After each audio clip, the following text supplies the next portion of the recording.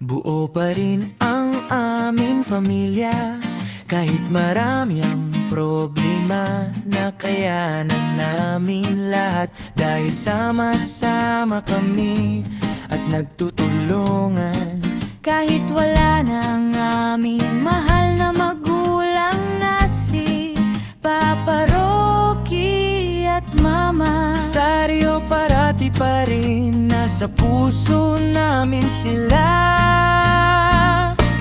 kami ang magkakapatid na handang magtulungan sa hirap at ginhawa. Si Mando na laging mang-asar, si Digo na seryoso pero pogi, si Tadyo na palangiti, Sister na madaling magtampo, si Gagang na go with the flow, si Edison okay lang lahat, si Kisa na masarap magluto, si Marcelo secure ang ulam lagi para sa pamilya, si Mirlin walang problema, at si Nora na bunso at matalino. Sila yung kahit minsan may bangayan, pero sa huli na iibabaw ang pagmamahalan.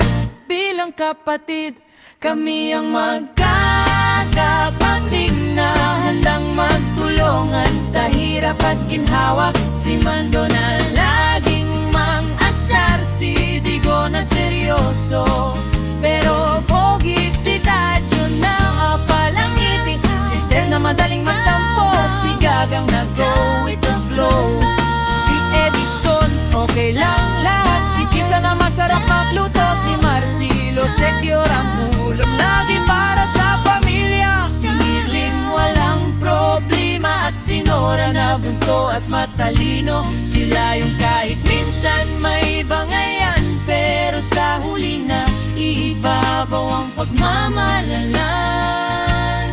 Bilang kapatid,